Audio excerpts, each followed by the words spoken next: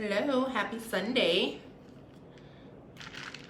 I'm literally just gonna wait for one person to hop on.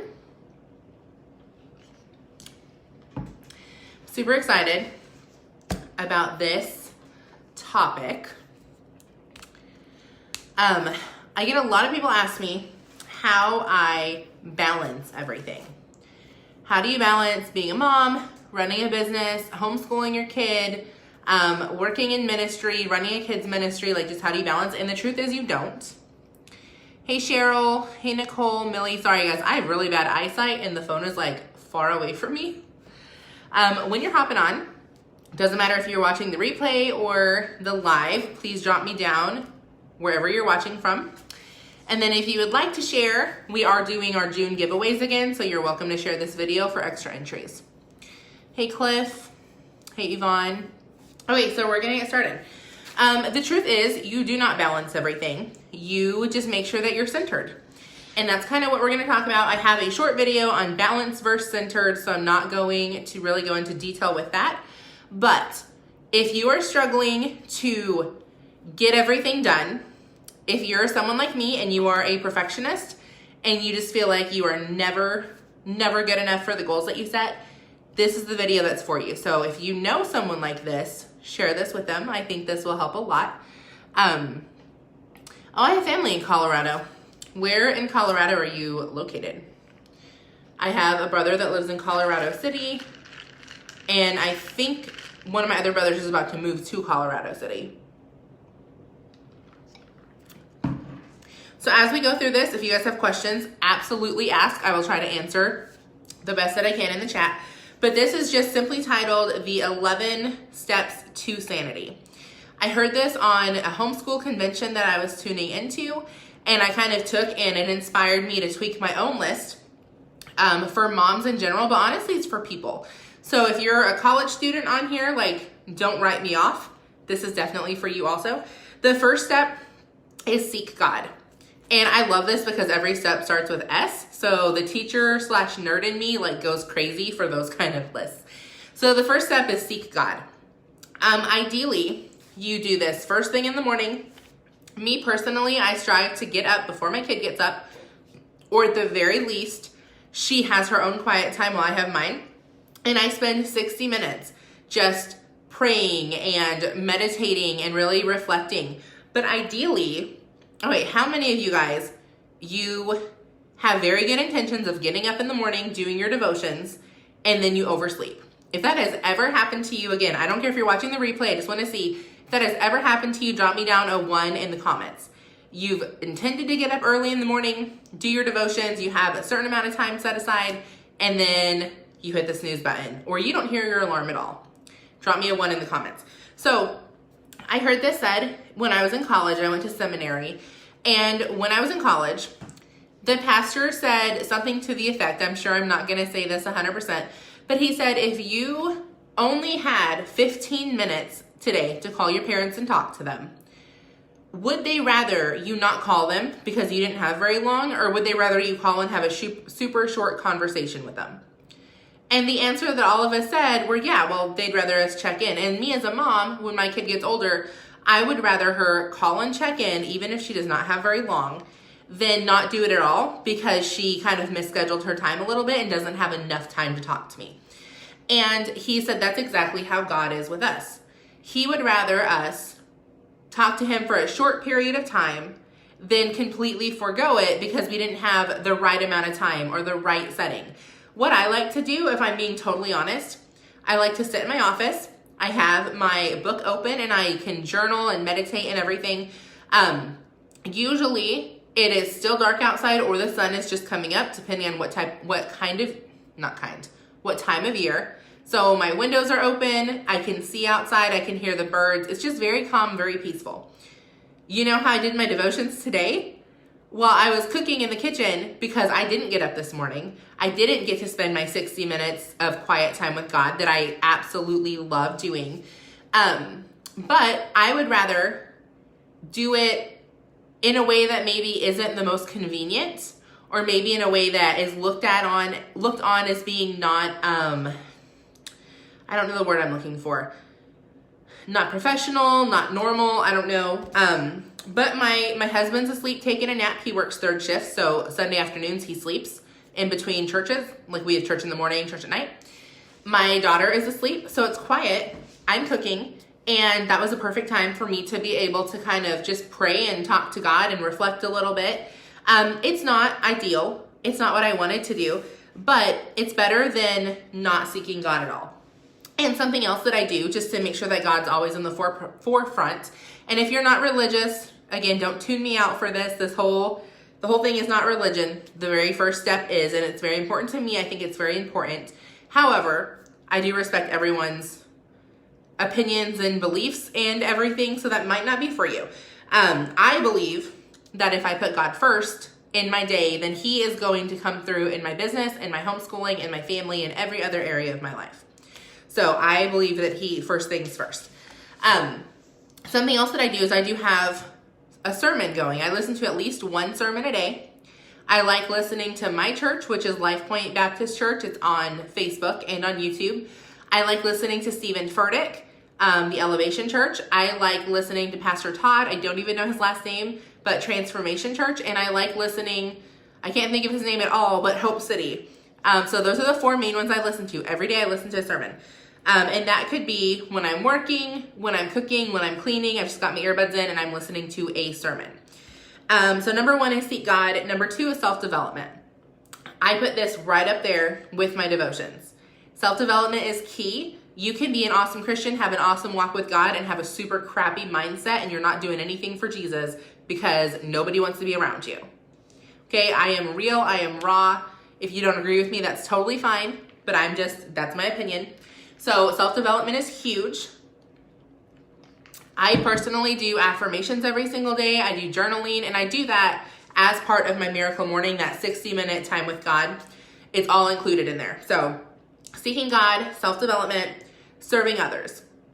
I do a lot of self-development classes, and some of those are online. Some of those, like right now, I'm taking some teenagers through a self-development course.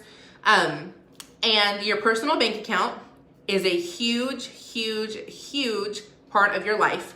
And so serving others actually adds to that, and it has been scientifically proven that doing good deeds for others makes you feel better. So serving others is a huge one, and you can do this with your kids. Something that we used to do, we haven't done it in a while, is we would go around and visit our bus kids, and I would take my daughter with me. Something more that we do now is we serve others with our money. So that is something that we personally do right now. Our time is super short.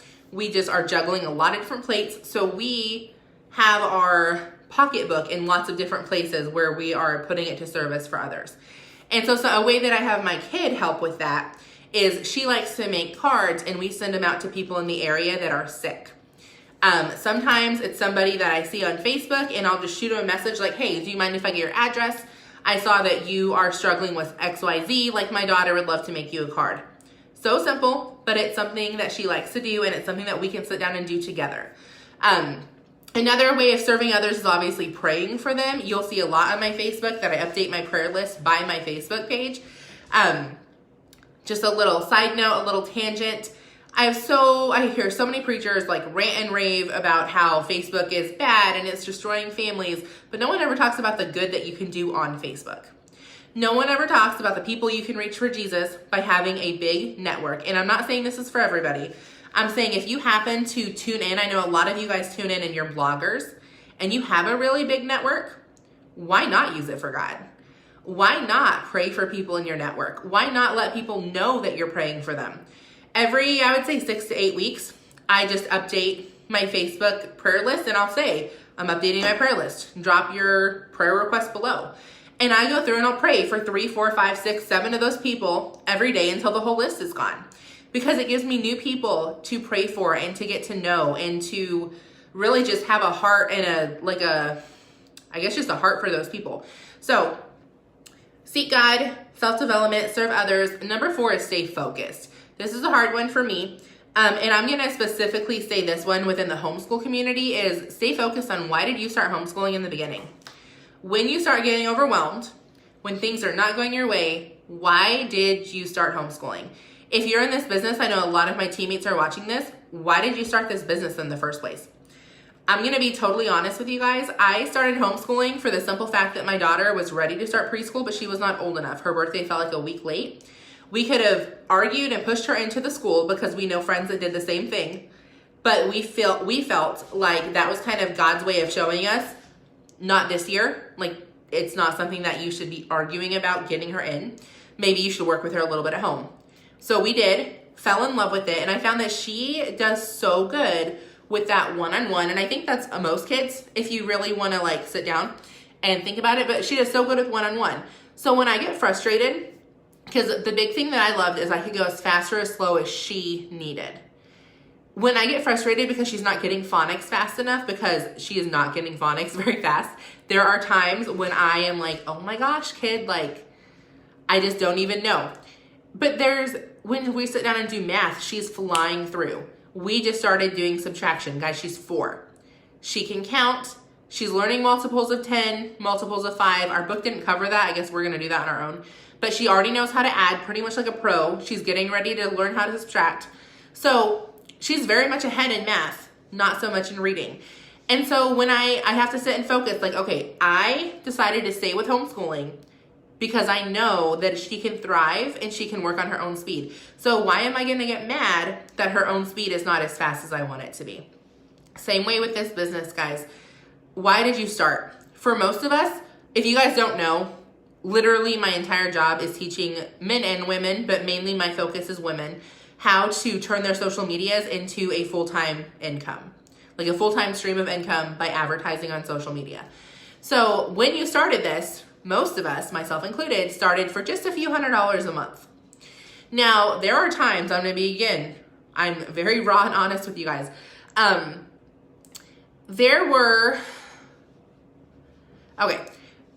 My paycheck was, I remember one month I made about $4,000. This was early on. This wasn't recent. So I'm not telling you like a recent pay. We're not technically allowed to do that.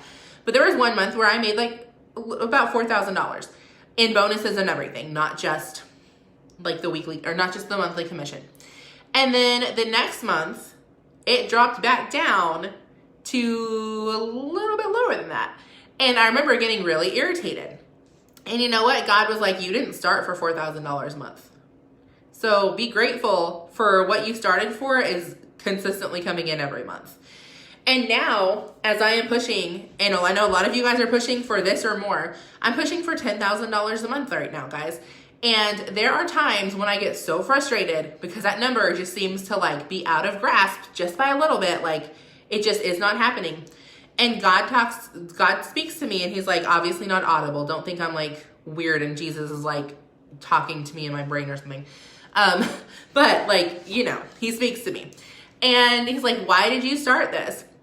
Guys, the money, yes, absolutely. But even more so was the freedom that it gave. I get to be home and I literally get paid to homeschool my daughter. Like, I could not ask for a better job than this. So I have to stay focused on when I start getting discouraged, why did I start this in the first place? So seek God, self-development, serve others, stay focused, stay home. Again, I think this is a bigger one for us moms and homeschool moms specifically. I used to go all over the place with lots and lots of field trips with Glory. And it got to where I felt like I was kind of drowning and I needed to focus on other things. And so we stopped. We took lots of things off of our calendar and we decided, we're going to stay home. We're going to stay home and 5 and 6 go together. Stay home and realize that there are seasons of your life. So we're in a season of staying home. Now that doesn't mean if you're in a season of, good, Brittany, I'm glad. She said it's exactly what she needed to hear. If you're in a season of field trips and fun and doing stuff and you're okay with that, like you're not falling behind in other areas, that's totally fine. I'm not saying that you cannot go on field trips. I'm saying if you're feeling like you're drowning and other things your life is just chaotic, stay home. I heard more than one word. So stay home is the next one. So seek God, self-development, serve others, stay focused, stay home, and then seasons. Realize there are seasons of your life. I used to be really bad about looking at forever. instead of we're doing this right now, I would look at, is this sustainable forever? I did that when I did keto. I was so focused on, is this sustainable forever, that I didn't stop to realize maybe it was for a season. It helped me so much get my PCOS under control. It helped me even more with my relationship with food. And it was very hard when it became evident that it was time to us going back to just clean eating versus keto. And I think there are benefits to both. I'm not knocking either one. Both of them worked for us for different reasons. But when it was time for me to go back to that, I was like, no, but this was supposed to be my forever. God doesn't give us our forever. God gives us our right now, and it's for us to do what he tells us to do. And then when another season comes, he makes it very evident that it's time for another season. Number 7 is learn to say no. This is something that I still struggle with. When I started working from home and people found out I was homeschooling, so many times people come to me and ask me to do stuff because, oh, well, she's home all day. And I had to learn to say no. Because yes, I'm home all day. I also am probably one of the busiest people that you will ever meet. And I'm not saying that to be cocky. I'm saying that to see if you saw my schedule book and everything that was on it and all the different hats that I wear and how large my team is and how much, I give to other people. You would not say, oh, well, she's not busy. Let's ask her. But people on the outside don't see that. So it is not fair for us to say yes and add more to our plate and then get mad at that other person when we should have said no in the first place. Guys, this is for church. This is for family. I have people at my church that ask me to take on more stuff, and I respectfully tell them I can't right now. It's not that I don't want to, but I'm not going to make more time for something that is not a priority in my life. Not at this moment, not at this season.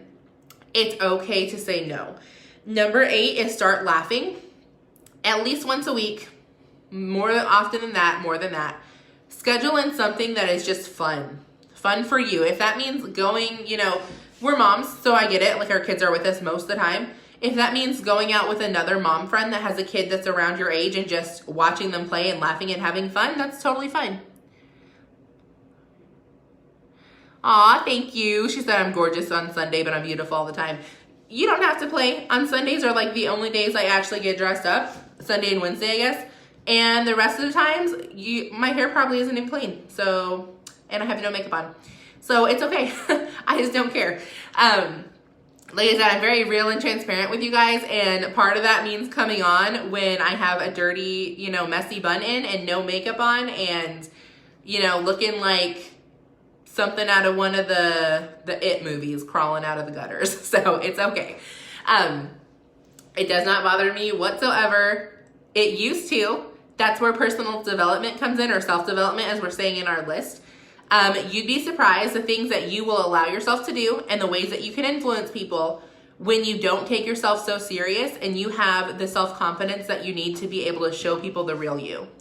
Guys, I used to never go live unless I had my hair and my makeup done.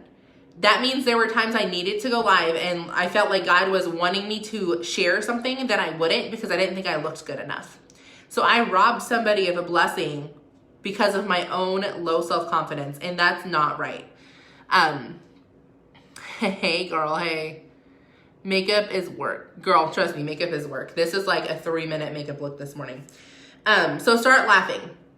Back off of my rabbit trail. Start laughing. Sometimes that is just like right now it's raining really hard. So tomorrow there'll probably be puddles. I'll probably take my kid out and we'll go splash in the puddles and just have fun. It doesn't have to cost money. It doesn't even have to be leaving your house. We set up a tent last week, and all week I slept in a tent with my kid. And we had fun, and we told camp stories, and it was just our imagination week for school. So we just had fun. It was a tent, and then it also ended up being a circus tent sometimes. Again, imagination, guys, it changed. So there were times when I was the elephant, no joke. My daughter said, Mom, you can be an elephant, get on the floor. I was like, well, thanks, for calling me fat kid. And I would get on my hands and knees, and she would sit on my lap, and she somehow turned in from an elephant to having a cowgirl hat and saying, yeehaw. I guess I transformed into a pony. I don't know. But it was just fun, and it was laughing. Number 9 is scheduling. Nobody likes to hear this. This is where all the lovely, fluffy stuff that I talk about actually gets put on paper and you have to do the work for it. But scheduling. Scheduling is something that has completely saved my life and my business and my homeschooling and my ministry and everything else. It's something that I teach my teenagers. It's something that I teach everyone on my team that's willing to listen. Scheduling. I'm not going to talk a lot about that because I have several videos on scheduling that you can find here or on my YouTube page, either one. I will drop the link to my YouTube page when I'm done with this. But get on a schedule. Schedule yourself, schedule your kids. No joke, it will save your sanity. So seek God, self-development, serve others, stay focused, stay home, seasons, say no, start laughing, schedule. Systems is number 10. Systems are huge for the simple fact that everything in your life can be made better by systems. I know that just sounds like a total nerd statement to say, but it is so true. My house smells amazing right now. My house smells like meatloaf. One system that I have put into place is I order my groceries on Saturday afternoon. On Sunday morning or Sunday afternoon after morning church, we drive because we basically are like there anyways. We go to the Walmart, pick up the groceries, come home. Sunday afternoon, I spend a couple hours meal prepping. And then Monday afternoon, I do the rest of my meal prepping. So I only cook on Sunday and Monday. And I prep for the entire week. That means my fridge is nothing but black meal prep containers. And when somebody wants breakfast, boom, there's the stack of breakfast containers. When somebody wants lunch, boom, there's a stack of lunch containers. That's not going to work for everybody and every family, and I understand that. But that is one of our systems. There are so many different systems that you can implement to make your life easier. Sorry, I like get dehydrated when I talk. To make your life easier. And the meal prepping, meal planning, all of that is one of them. So it also makes cleaning easy. So my other system is cleaning. I have a very in-depth cleaning routine / schedule / whatever. Something that I found that helps me so much. I need to check the time because I do have food in the oven and my husband does need food before we go to church tonight. At night, I take 45 minutes and I go through and clean my entire house. What this looks like is I pick up everything. I make sure, like, if a floor needs vacuumed, I'll vacuum, but usually it doesn't. And I'll tell you why in a minute. I will sweep real quick in the kitchen and the bathroom, make sure nothing's on the counters. Counters are wiped down if they need to be wiped down. I'll run a load of dishes and I'll run a load of laundry, so I start those at night. So when I go to bed, my house is completely clean. It would look like you need a really big fridge, Ashley. That's a good question, though. She asked, what would it look like for a family of 7 for meal prepping? One thing that you can do, and I got this from a mom friend of mine who does have 7 kids, 7 or 8 kids, I don't remember. And what she does is every time she makes a meal, she makes 2 of those. So she cooks every night like normal, but she has, like, for example, if she makes a lasagna, she has a second one and she puts it in the freezer. So when she comes up on a day that she doesn't want to cook or has a lot going on, she doesn't have to. She pops it out of the freezer into the oven and she has an instant dinner. So that is something that could help a lot. You could also prep. She also preps her breakfast. What she does is, I think it's on Sunday, but it might be on Saturday. She cooks up like dozens and dozens and dozens of eggs, just scrambled eggs, puts them in the fridge. So her kids make their own food. Yeah. Her kids make their own breakfast on Sunday, on every morning. They have that. They have access to the toast in the toaster. There's fresh fruit. There's juice, whatever she wants for her breakfast or for her kids' breakfast. So those are 2 things that can really help with meal prepping if you have a large family. We don't have a large family, so that's not an issue for us. But that is something that will really help and cut back on your time and on your waste when it comes to, like, you're wasting your time when it comes to, like, cleaning and cooking and that kind of stuff. So I meal prep Pop-Tarts for breakfast. Girl, at one point my husband sent me a picture and it was a picture of a bunch of meal prep containers with a pizza in all of them. He's like, I meal prepped this week. I was like, you're dumb. You are so dumb. He also sent me a picture and each meal prep container had money in it and they were labeled McDonald's, Burger King, Taco Bell. I was like, that's not meal prepping, but okay. And he just does it for fun, but it's hilarious. Yes, it is. You're welcome. It's not my idea. I'm just passing it on. So absolutely welcome. So all that to say, cleaning systems. Okay, back to cleaning systems. So when I go to bed, my house is clean.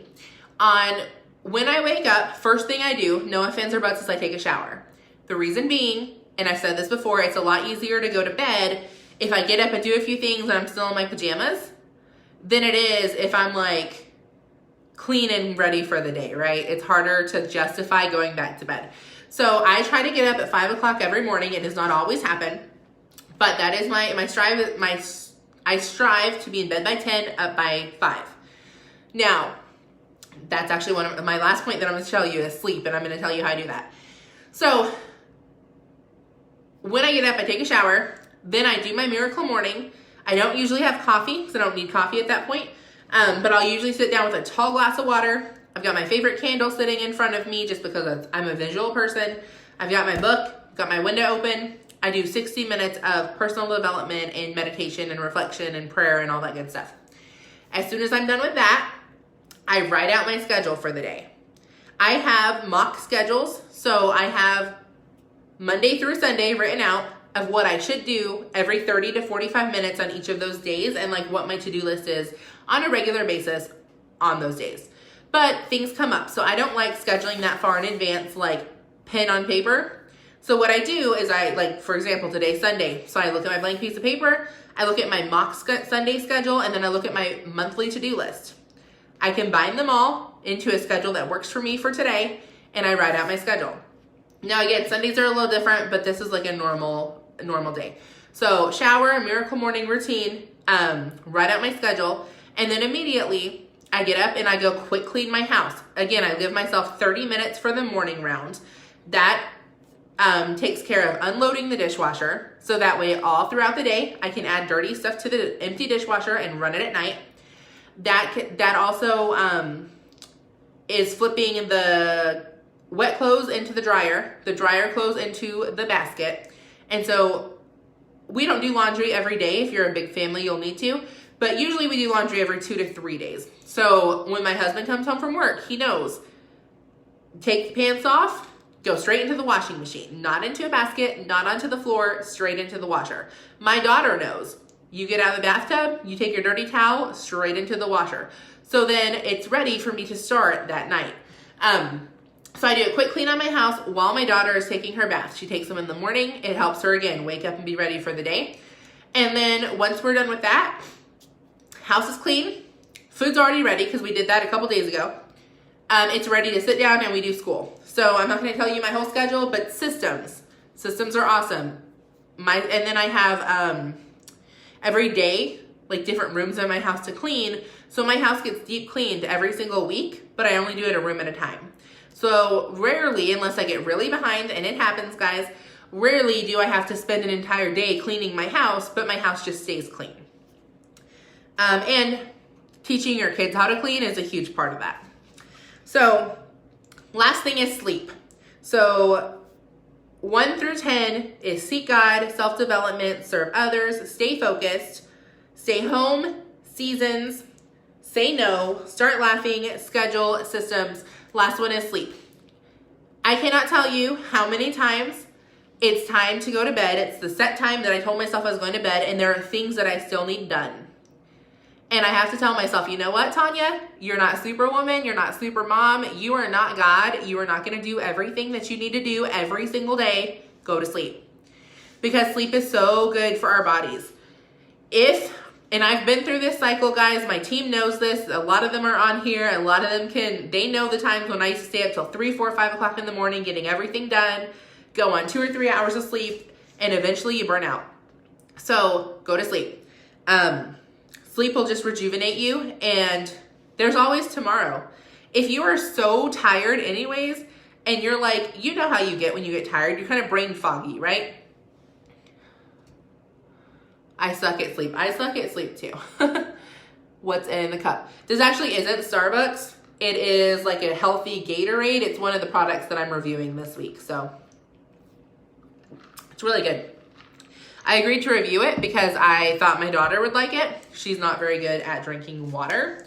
Turns out she doesn't like it, but I really like it, and so does my husband. So we are hooked on it.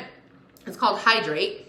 It's from a company called Keto Works. It's not a keto company, but it's keto friendly products, I guess. So this is just like a hydration thing, but very, very good. Yeah, I do have actually a 40% off code for it this week. So if you want it, gotta get in my inbox. All that to say though, I also suck at sleep. So what I do is, what I used to do actually, is I would lay down, and if my mind was still racing, oh, before I tell you this, if you don't have this rule yet, you should probably make this rule. It has helped me so much. How many of you guys have ever gone to sleep, gone to bed, and then 2-3 hours later, you're still on your phone scrolling social media? Be honest, I've done this. Drop me a 2 if you've ever done this. Okay, I am the first one to raise my hand, first one to drop the 2 down there, like I have done this. And you're like, dang, I went to sleep 3 hours ago. I do not let myself in bed with my phone anymore. If I'm gonna go to bed, I'm gonna go to bed, that's it. If I wanna scroll on Facebook, I'll let myself lay on the couch. I'll let myself, lounge somewhere. But if it's bedtime, the phone goes away. Put my phone on my dresser, then I get in bed. And usually, I don't have that much of a hard time falling asleep because I work so freaking hard the whole day. But if I do, if my mind is still racing, I used to just pray. And I know that sounds so bad. Like, if you need to fall asleep, start praying. But legit, a lady at my church when I was a teenager told me this. And it worked, so I started doing it. But the homeschool lady, I don't remember her name, the summit I told you that I tuned into, and that's what inspired this video. She does the alphabets of praise. And she says she hardly ever gets to Z. I've not tried this yet because my method does work for me. But what she does is she lays in bed and starts going through the alphabet of praise. So she does it like A, I'm thankful for something. If you can't think of I'm thankful for, I like to do it in like worshiping segments. So A, you're all in all. B, you're the best. You're big, you're my brother. C, you're Christ, you're my comforter. D, you're the door. Nice. She said her phone is in her room charging, but her glasses are downstairs, so she can't, I'm assuming because she can't see, so she doesn't get on the phone. That's a good way to do it. Like, if you just do what you gotta do. So anyways, I hope this helped. You can either do things that you're grateful for or things that like God is to you or whatever. Like, there's so many different ways. I just pray for other people and that helps. I guess other people are just boring, so I fall asleep. I don't know. But I think it's just like focusing on something. Sometimes I will just breathe. And my husband makes so much fun of me for this, because I'll tell him like, man, I cannot go to sleep. And he goes, oh, just try your color breathing. But legitimately, I breathe. What I do is I breathe in and like my eyes are closed. So I'm envisioning blue air coming into my body and filling my entire body from top to bottom and just like the calmness. And then red air when I exhale. And all of the like anxiety and the anger and anything that's just negative is going out of my body. And I've explained this to him and he just thinks I'm like such an idiot for doing this. But you know what? It makes me fall asleep. So that's usually what I do now more than praying. I totally forgot about that. So if you ever want to try that, you have to focus. Like, you have to vision it, because the focusing on it is, I think, what makes you fall asleep, not the actual breathing part, although that probably helps.